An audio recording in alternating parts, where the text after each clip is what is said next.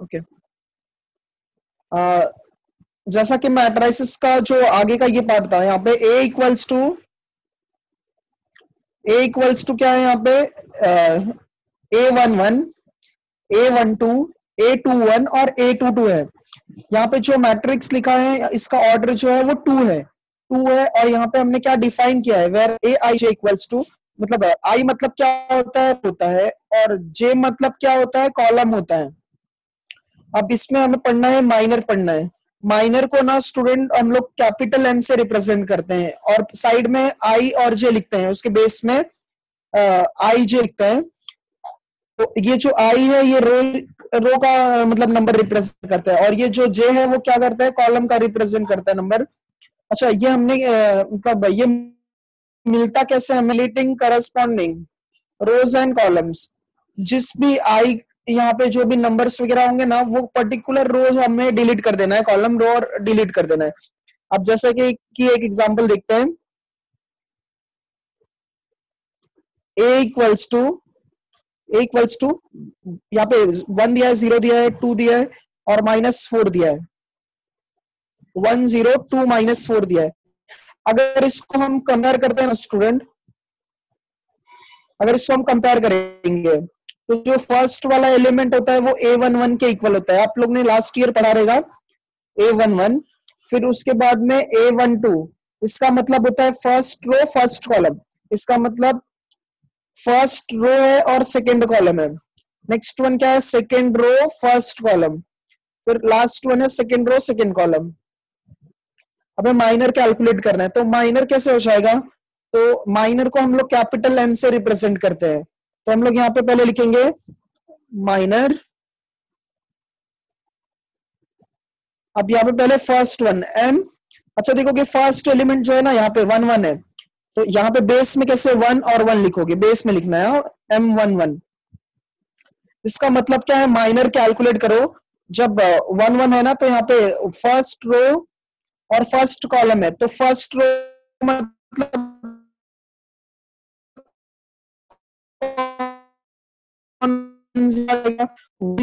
और 1 2 लोग को डिलीट कर देना है, तो क्या बचेगा -4। क्या बचेगा -4, क्योंकि ये पर्टिकुलर रो एंड कॉलम अगर डिलीट करोगे तो ये क्या बनेगा। सर हाँ हाँ थोड़ा सा बैक जाओ ना, क्योंकि मैं सर नेटवर्क प्रॉब्लम की वजह से थोड़ा अटक गया। एग्जाम्पल से स्टार्ट करो ना सर, नेटवर्क प्रॉब्लम की वजह से चलने लगा। एग्जाम्पल में यहाँ पे क्या दिया, a इक्वल्स टू 1 0 है और 2 -4 है, तो इसको हम लोग ने कंसिडर किया है यहाँ पे A11। ये जो एलिमेंट्स होते हैं A11, A2, A21 और फिर A22, ठीक है। तो हमें क्या माइनर कैलकुलेट करना है, तो माइनर कैलकुलेट करने के लिए फर्स्ट जो होगा M11, इसका मतलब होता है ना कि फर्स्ट रो और फर्स्ट कॉलम को डिलीट करना है। फर्स्ट रो फर्स्ट कॉलम को डिलीट करना है। अगर आप देखोगे ध्यान से, फर्स्ट रो में 1 0 आ रहा है, फर्स्ट रो में 1 0 आ रहा है और फर्स्ट कॉलम में कौन आ रहा है, 1 2 आ रहा है, तो सिर्फ कौन सा नंबर बचेगा, -4, तो हमने वो -4 लिखा।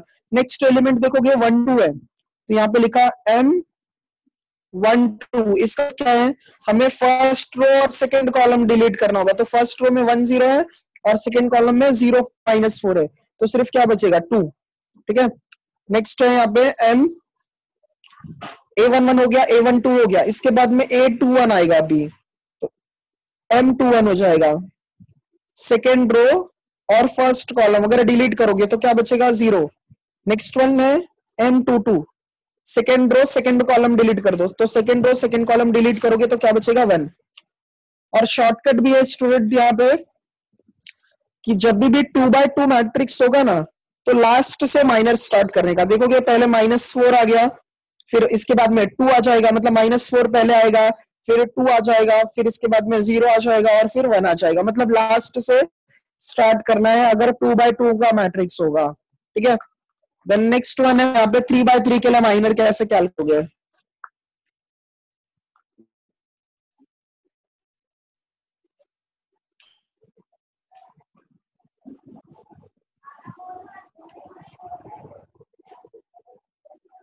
A equals to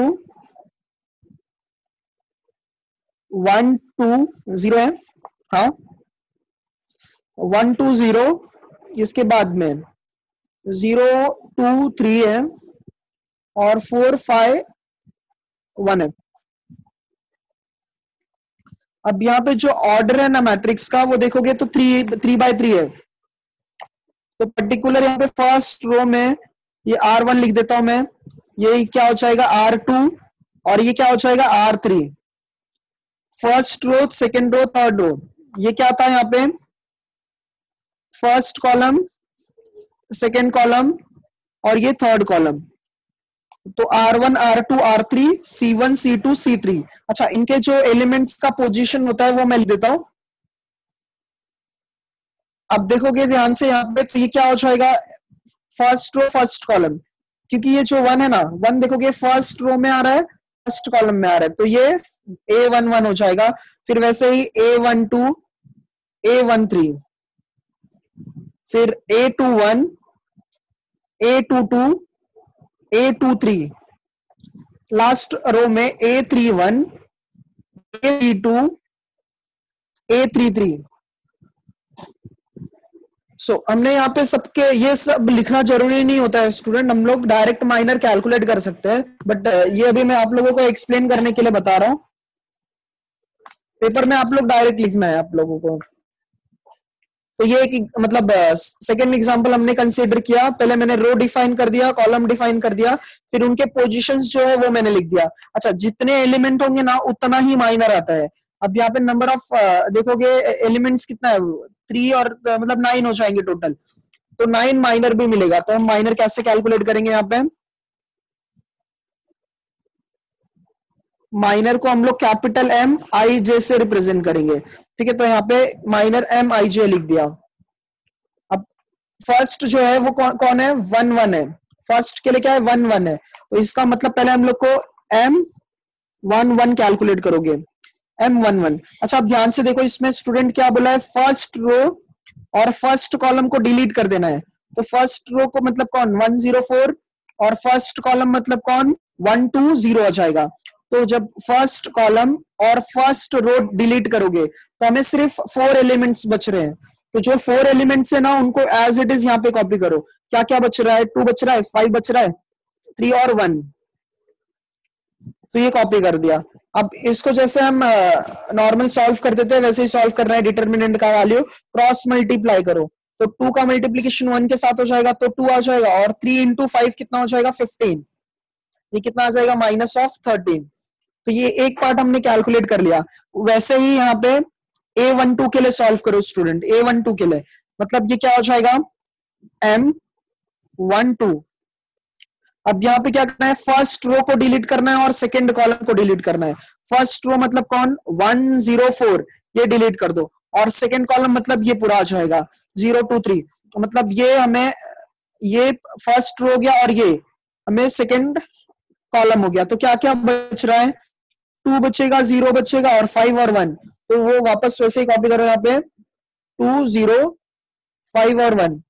minor calculate करने का यही है यहाँ पे मेथड, क्रॉस मल्टीप्लाई कर दो यहाँ पे भी। तो 2 इंटू 1 कितना हो जाएगा 2, और 5 का मल्टीप्लीकेशन 0 के साथ करोगे तो वो ओवरऑल क्या हो जाएगा 0।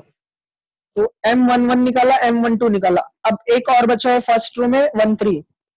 पहले फर्स्ट रो का निकालो, फिर सेकेंड रो का, फिर थर्ड रो का। तो यहाँ पे मैं स्पेसिफाई कर देता हूँ कि किसके लिए हम लोग निकाल रहे हैं, सब फर्स्ट रो के लिए, ठीक है। इसके बाद में ये कितना हो जाएगा यहाँ पे M13। First row third column delete करो, तो फर्स्ट रो यहाँ पे कौन आ रहा है 104, और थर्ड कॉलम जो है 4 5 आ रहा है। तो सिर्फ कौन बचेगा देखोगे ध्यान से, तो 2 बचेगा, 2 और 0 और 3। क्रॉस मल्टीप्लाई स्टूडेंट करो, 2 इंटू 3 कितना हो जाएगा 6, और बाकी 2 इंटू 0 कितना हो जाएगा 0। फर्स्ट रो हमने सॉल्व कर दिया, देन इसके बाद में सेकेंड रो सॉल्व करते हैं। सेकेंड रो के लिए जो फर्स्ट एलिमेंट है वो क्या है A21 है, तो हम लोग क्या लिखेंगे M21। देखो यहाँ पे सेकेंड रो को डिलीट करो, अब सेकेंड रो को डिलीट करो और फर्स्ट कॉलम को डिलीट करो। सेकेंड रो मतलब कौन, सॉरी ये डिलीट हो जाएगा, 2 2 5 डिलीट हो जाएगा, सेकेंड रो और ये फर्स्ट कॉलम। तो कौन बचेगा? 0 बचेगा, 4 और 3 और 1, 0 4 और 3 और 1। अगर आप यहाँ पे सॉरी 0 4 3 1, अगर 1 का मल्टीप्लीकेशन 0 के साथ करोगे तो 0 आ जाएगा, और 3 इंटू 4 कितना हो जाएगा? 12, और यहाँ पे साइन नेगेटिव आता है इसलिए यहाँ पे -12 बन जाएगा। तो सेम वैसे आप लोगों को A22 के लिए सॉल्व करना है, A23 के लिए सॉल्व करना है, M22 के लिए। Second row second column delete करो, सेकेंड रो और सेकेंड कॉलम जब डिलीट करोगे तो क्या बचेगा? 1 0 4 1। तो ये क्या हो जाएगा? 1 क्रॉस मल्टीप्लाई 1, और ये बाकी का तो 0 हो जाएगा, और लास्ट वन क्या हो जाएगा? M23। Second row third column, second row third column, तो ये क्या बचेगा? 1 0 0 3। अच्छा, 1 का मल्टीप्लीकेशन 3 के साथ करोगे तो क्या आ जाएगा? 3। तो मैंने फर्स्ट रो सॉल्व कर दिया, सेकेंड रो सॉल्व कर दिया, थर्ड रो आप खुद से ट्राई करना। अच्छा, हमने माइनर तो सीख लिया कैसे सॉल्व करना है। अब इसके बाद का जो टॉपिक है, हमें को फैक्टर निकालना होता है। को फैक्टर कैसे निकालते हैं?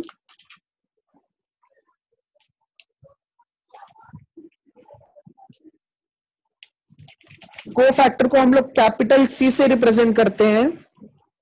को फैक्टर को स्टूडेंट हम लोग कैपिटल सी से रिप्रेजेंट करते हैं, CIJ या फिर कैपिटल AIJ, दोनों में से किसी को भी मतलब यूज कर सकते हो। बट जो हमारा 11th का टेक्स्ट बुक था इस बार, उसमें कैपिटल सी से रिप्रेजेंट किया था, तो हम लोग सी से रिप्रेजेंट करेंगे। अच्छा, CIJ के लिए ना स्टूडेंट एक फॉर्मूला है, CIJ इक्वल्स टू ये -1 raise to I plus J, -1 raise to I plus J into minor of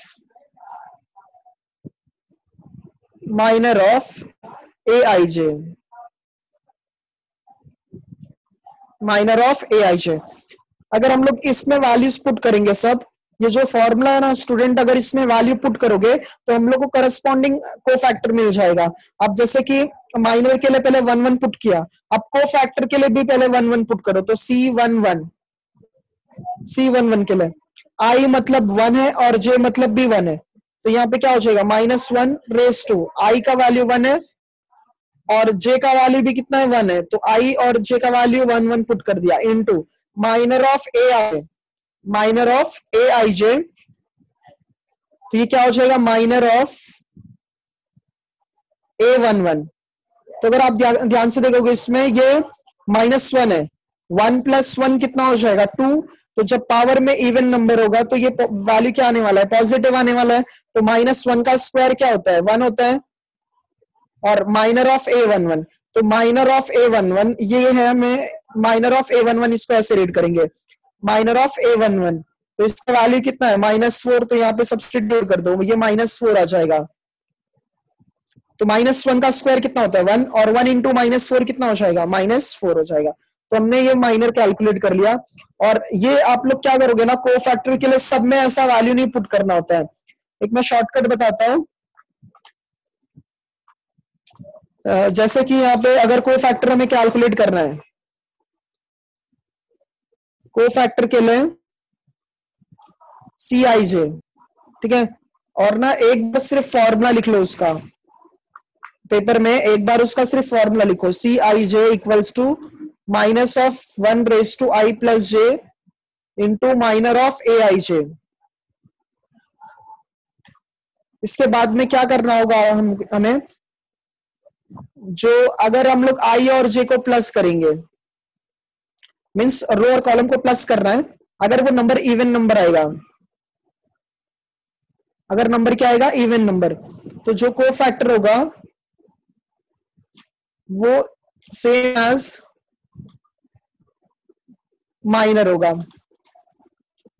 जब अगर I और J को ऐड करोगे, अगर इवन नंबर आ गया तो जैसा मतलब माइनर है वैसे ही कौन होगा? को फैक्टर भी होगा। अगर आप लोगों को ये बता देता हूँ कि ये जो हमने अभी सॉल्व किया, I कितना है? 1 है, और J कितना है? 1 है, तो 1 + 1 कितना हो जाएगा? 2। 2 क्या है? इवन नंबर, तो माइनर देखो -4 है, तो को फैक्टर भी कितना आया? -4 आया, ठीक है। और अगर I plus J equals to odd आ जाएगा, ऑड नंबर आ जाएगा, तो सिर्फ साइन चेंज करना है।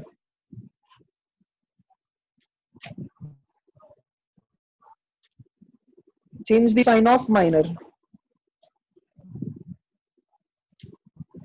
ठीक है, तो क्या क्या बात याद रखना है माइनर के लिए? माइनर के लिए हम लोग करस्पॉन्डिंग रो एंड कॉलम्स को डिलीट कर देंगे, और को फैक्टर के लिए ये फॉर्मूला आप लोगों को लिखना कंपलसरी है, मार्क्स है इस पे। और अगर दोनों को ऐड करोगे इवन नंबर आएगा तो को फैक्टर सेम रहेगा, कैसे? माइनर के जैसा। और अगर ऑड नंबर आ गया तो क्या चेंज करना है? साइन किसका? माइनर का। सो हमें सेकेंड एक्सरसाइज में ऐसे माइनर एंड को फैक्टर कैलकुलेट करना है।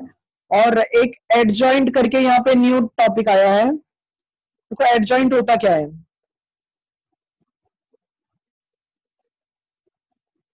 एडजॉइंट जो है ना, ये हमें मिलता है कोफैक्टर मैट्रिक्स से। ये होता है transpose of cofactor matrix, transpose of cofactor matrix. मैंने आप लोगों को बताया था ट्रांसपोज कैसा निकालते हैं। तो ट्रांसपोज जो है वो हमें ऐसा मिलता है कि by interchanging corresponding rows and columns। जब रो और कॉलम को चेंज कर दोगे तब हमें क्या मिल जाता है? ट्रांसपोज का मैट्रिक्स मिल जाता है। अगर को फैक्टर मैट्रिक्स मिला है हमें, तो उसका अगर हम लोग रो और कॉलम इंटरचेंज कर देंगे तो हमें क्या मिल जाएगा? एडजॉइंट मिल जाएगा। अगर समझ लो, मैं एक एग्जांपल कंसीडर कर रहा हूं। को फैक्टर मैट्रिक्स के लिए कुछ एलिमेंट्स है जो मैंने खुद से कंसीडर किया है यहाँ पे। जैसे C11 समझ लो 0 है, C12 इज इक्वल्स टू 2 है, C13 इक्वल्स टू 4 है, C21 इक्वल्स टू 1 है, C22 इक्वल्स टू 2 है, और C23 इक्वल्स टू कितना है? 4 है। 1 2 4। ठीक है, इसके बाद में C31 जो है ये हमारा 4 है, C32 5 है, और C33 इक्वल्स टू 6 है। तो ये कुछ मैंने नंबर खुद से कंसीडर किए को फैक्टर के लिए। 0 2 4 1 2 4 4 5 6। ठीक है, अगर हम लोग इसको एक मैट्रिक्स में कन्वर्ट करते हैं जो कि हमारा को फैक्टर मैट्रिक्स बनेगा, cofactor matrix is equals to, तो C11 के लिए कौन है? 0 है। मतलब कैसे लिखना होगा? C11 के लिए 0 है, C12 के लिए कितना है? 2 है, तो 2 फिर 4 फिर कितना है? 1 2 4 फिर इसके बाद में 4 5 6। ये हमें एक मैट्रिक्स मिल गया। ठीक है, ये को फैक्टर मैट्रिक्स है स्टूडेंट। अगर एडजॉइंट निकालना है, अगर हमें एडजॉइंट कैलकुलेट करना है तो उसको ऐसे लिखना होता है एडजॉइंट। अगर ये मैट्रिक्स का नाम ए है तो इसको ऐसे लिखोगे एडजॉइंट ऑफ ए, ऐसा लिखना होगा। Adjoint of A is equals to transpose of cofactor matrix. अच्छा, कोफैक्टर मैट्रिक्स जो है ये है, इसका रो और कॉलम चेंज कर दो। रो कॉलम को अगर चेंज कर दोगे तो ये 0 2 4 है, तो अब हम इसको ऐसे लिख देंगे वर्टिकल में 0 2 4। ठीक है, इसके बाद में 1 2 4 है, तो ये क्या हो जाएगा? 1 2 4। लास्ट वन क्या हो जाएगा? 4 5 6। सो ये हमारा अभी सेकेंड एक्सरसाइज के लिए स्टूडेंट हम लोग ने 3 टॉपिक पढ़ा। माइनर पढ़ा, कोफैक्टर पढ़ा, फिर एडजॉइंट कैसे निकालना है वो पढ़ा। अब जो 3 मार्क्स के लिए इंपॉर्टेंट आता है, इनवर्स कैलकुलेट करने के लिए, inverse of a matrix.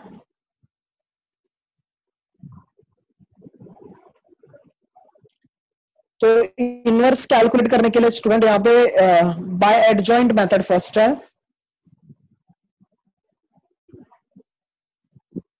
By adjoint method, अगर किसी भी मैट्रिक्स का इनवर्स कैलकुलेट करना है तो एडजॉइंट मेथड से उसके लिए फॉर्मूला होता है A inverse equals to 1 upon magnitude of A into adjoint of A. ये फॉर्मूला है स्टूडेंट। हमें क्या करना है ना, एडजॉइंट है तो हमें माइनर को फैक्टर से निकाल लेना है। और हमेशा याद रखना, जब भी एडजॉइंट कैलकुलेट करने के लिए आएगा तो आपको कोफैक्टर मैट्रिक्स पता होना चाहिए। और कोफैक्टर मैट्रिक्स कब मिलेगा, जब हमें माइनर पता होगा। तो एडजॉइंट अगर कैलकुलेट ना होगा ना, तो क्या क्या स्टेप फॉलो करना पड़ेगा हमें, पहले माइनर कैलकुलेट करना पड़ेगा, फिर कोफैक्टर कैलकुलेट करना पड़ेगा, फिर कोफैक्टर मैट्रिक्स कैलकुलेट करना पड़ेगा, फिर रो एंड कॉलम करना पड़ेगा, ट्रांसपोज करना पड़ेगा, मतलब ट्रांसपोज करना पड़ेगा, फिर हमें क्या मिलेगा, एडजॉइंट मिलेगा। मतलब 4 स्टेप्स रिक्वायर्ड है, माइनर, कोफैक्टर मैट्रिक्स, फिर ट्रांसपोज निकालना है। ठीक है।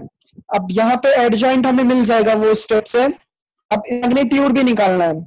मैग्नीट्यूड जैसे कि आप लोग ने लास्ट ईयर पढ़ा था, डिटर्मिनेंट का वैल्यू कैसे कैलकुलेट करते हैं। अच्छा, अगर ये डिटर्मिनेंट जो है, ट्रांसपोज का मतलब क्या होता है ना शुभम, हम लोग रो और कॉलम्स पर चेंज कर देते हैं। जैसे कि यहाँ पे 0 2 4 है, तो ये फर्स्ट रो में है, तो इसको हम लोग फर्स्ट कॉलम में लिख देंगे 0 2 4। 1 2 4 है, ये सेकेंड रो में है, इसको सेकेंड कॉलम, मतलब रो, फर्स्ट रो बन जाएगा फर्स्ट कॉलम, सेकेंड रो बन जाएगा सेकेंड कॉलम, और थर्ड रो जो बन जाएगा, सॉरी, R3 जो है वो हमारा थर्ड कॉलम बन जाएगा। मतलब दोनों सब इंटरचेंज हो जाएंगे, R1 C1 में इंटरचेंज हो जाएगा, R2 C2 में, और R3 C3 में कन्वर्ट हो जाएगा। जो हमारा ये फॉर्मूला है एडजॉइंट के लिए, inverse of a matrix by adjoint method, A inverse is equals to 1 upon determinant of A into adjoint A है। जब डिनोमिनेटर में, यहाँ पे डिनोमिनेटर में डिटर्मिनेंट ऑफ A है, हमें पता है कि अगर कोई भी नंबर के अगर डिनोमिनेटर में 0 होता है तो वो क्या होता है, नॉट डिफाइन होता है, वो क्या होता है, नॉट डिफाइन होता है। तो इसलिए यहाँ पे स्टूडेंट जो है ना, डिटर्मिनेंट ऑफ ए, वो कभी भी याद रखना इक्वल टू 0 नहीं आना चाहिए। अगर वो इक्वल टू 0 आ गया, इसका मतलब इनवर्स कैलकुलेट करना पॉसिबल नहीं है। ठीक है। सो स्टार्ट करते हैं एक्सरसाइज हम लोग।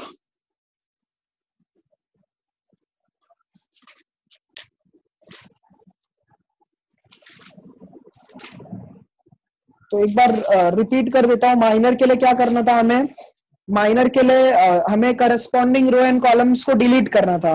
और को फैक्टर के लिए स्टूडेंट हमें ना वहां पे आई और जे को प्लस करना है। तो जब आई और जे को ऐड करोगे, आई और जे को जब प्लस करोगे आप लोग, तो वहां पे कैसा, अगर जैसे कि वहां पे इवन नंबर आ गया, तो हमें जैसा माइनर है वैसा ही कोफैक्टर भी रखना है।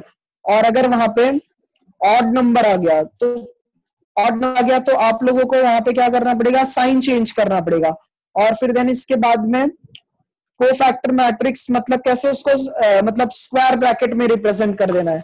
और फिर जब उसका रो और कॉलम चेंज कर दोगे तो हमें क्या मिल जाएगा, एडजॉइंट मिल जाएगा। और इनवर्स कैलकुलेट करेंगे, स्टूडेंट 3 मार्क्स के लिए पेपर में पूछा जाता है, इनवर्स बाय एडजॉइंट मेथड। सो यहाँ पे हमारा एक्सरसाइज 2.2 का फर्स्ट सम,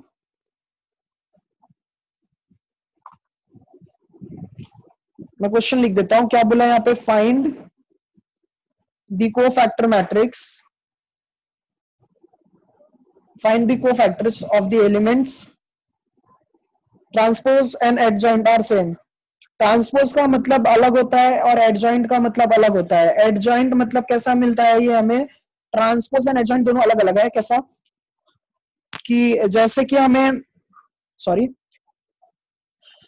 अगर हम लोग रो एंड कॉलम्स को कहीं पे भी अगर इंटरचेंज कर दिए, किसी भी रो एंड कॉलम को इंटरचेंज किए, तब वो बन जाता है transpose.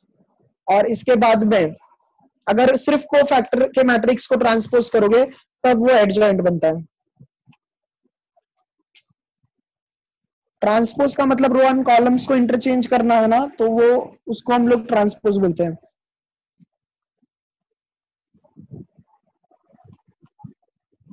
Find the cofactors of the elements of the following matrices.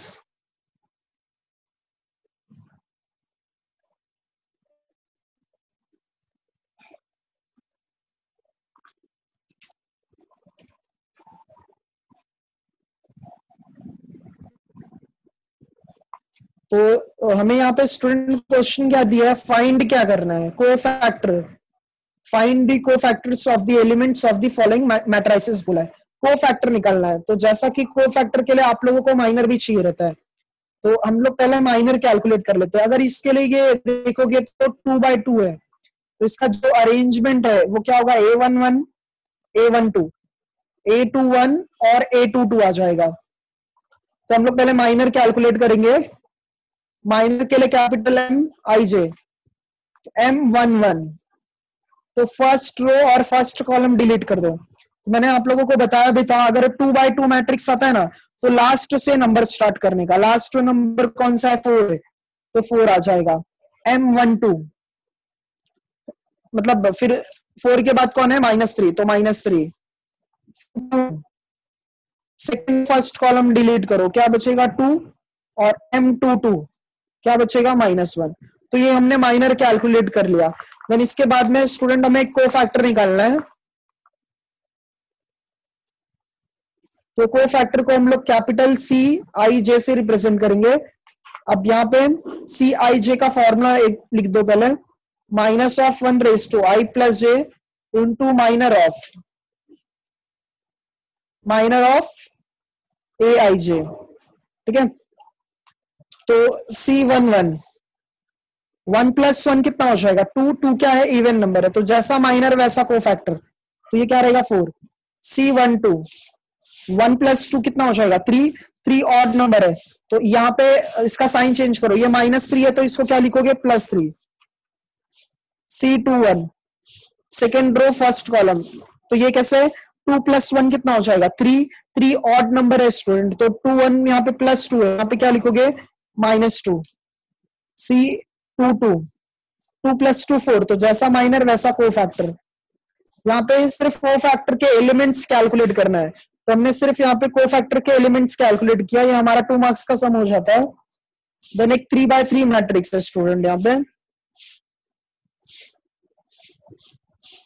इसका जो सेकंड पार्ट है, सेकंड पार्ट के लिए यहाँ पे 1 -2 -2, फिर -1 3 0 है, 2 5 और -1 है। तो हम लोग पहले इसका अरेंजमेंट लिख लेते हैं, कैसे रहेगा ये, A11 A12 A13, फिर A21 A22 A23 A31 A32 और A33। तो अब हम लोग पहले माइनर कैलकुलेट करेंगे। M11 first row first column delete करो स्टूडेंट। तो फर्स्ट रो अगर आप डिलीट करोगे और फर्स्ट कॉलम डिलीट करोगे तो क्या क्या नंबर्स बचेंगे यहाँ पे, 3 5 0 और -1 क्रॉस मल्टीप्लाई करो, 3 इंटू -1 कितना हो जाएगा, -3। फिर M12 सॉल्व करते हैं, 1 2 के लिए क्या हो जाएगा यहाँ पे, 1 2 के लिए फर्स्ट रो सेकेंड कॉलम, तो फर्स्ट रो में कौन है, 1 -1 2, फर्स्ट रो सेकेंड कॉलम, तो -2 5 और -1, तो यहाँ पे -2 5 और -1। तो अब यहाँ पे इसको क्रॉस मल्टीप्लाई कर दो, -2 इंटू -1 कितना हो जाएगा, +2, और -2 इंटू 5 कितना होगा, -10, और एक माइनस आता है तो ये +10 बन जाएगा। जैसा कि हमने पहले माइनर कैलकुलेट किया ना, सब पर्टिकुलर पहले हम लोग को वैसा कैलकुलेट करना होगा। फिर I और J को प्लस करोगे, अगर वो इवन नंबर आता है तो इवन नंबर आएगा तो जैसा माइनर है वैसा ही कोफैक्टर होगा, अगर ऑड नंबर आएगा तो उसका साइन कर देना। सो ये आप लोग खुद से ट्राई करना एक बार घर पे। इसका जो भी PDF वगैरह है मैं आज आप लोगों को शेयर कर दूंगा।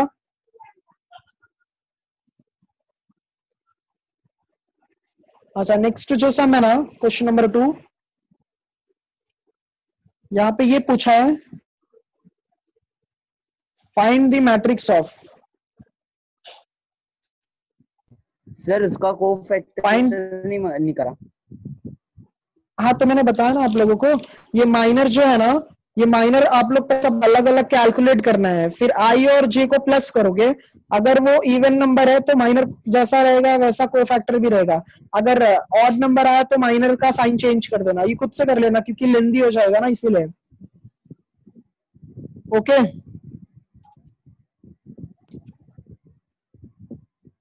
ये सब कर लोगे ना आप लोग? ठीक है, फाइंड क्या बोला है,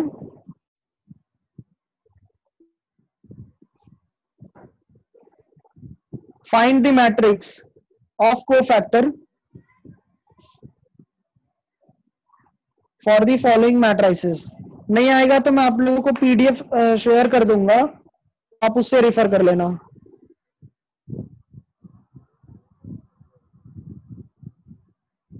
अब हमें पहले फर्स्ट पार्ट में ना सिर्फ कोफैक्टर निकालना था, सेकेंड पार्ट जो है ना, सेकेंड जो पार्ट है उसमें मैट्रिक्स ऑफ कोफैक्टर निकालना है, मतलब पहले कोफैक्टर निकाल के उसको मैट्रिक्स में लिखना है। तो ये एक सम मैं पूरा कंप्लीट करा देता हूं आप लोगों को। सेकेंड सम इसका जो 3/3 के लिए है, 1 - 2 0, इसके बाद में 0 1 3, फिर 2 3 -5 है। तो पहले मैं माइनर कैलकुलेट कर लेता हूं, अरेंजमेंट्स वगैरह याद होना चाहिए student. M11 first row first column, first row अगर फर्स्ट कॉलम आप डिलीट करोगे तो क्या बचेगा, 1 बचेगा, 3 और 3 -5 क्रॉस मल्टीप्लाई करो, ये कितना हो जाएगा, -5 और -9 कितना हो जाएगा, ये -14।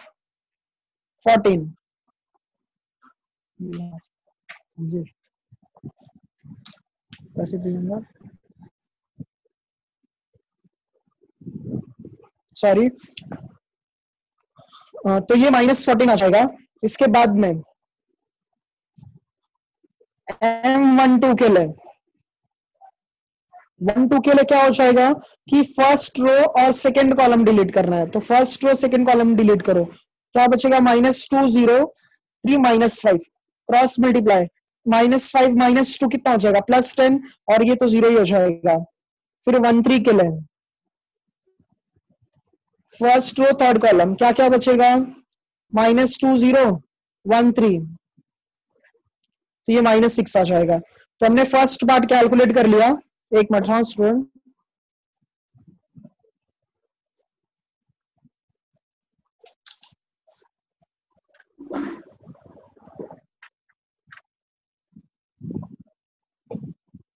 सॉरी, 1 1 हो गया, 1 2 हो गया, 1 3 हो गया। नेक्स्ट वन है 2 1 के लिए, M21 second row first column delete करो, second row first column delete करोगे तो क्या बचेगा, 0 3 2 -5 क्रॉस मल्टीप्लाई, तो ये फर्स्ट पार्ट 0 हो जाएगा, सेकेंड पार्ट -6। फिर 2 2 के लिए कैलकुलेट करो, जो इसके प्रीवियस वाला सब मैंने कंप्लीट नहीं करा है ना, उसको भी ऐसे ही मेथड से सॉल्व करना है। M22 को तो second row second column delete कर देते, तो ये क्या हो जाएगा, 1 0 2 -5, तो ये कितना आ जाएगा, -5। इसके बाद 2 3 के लिए सेकेंड रो थर्ड कॉलम 1 0 0 3,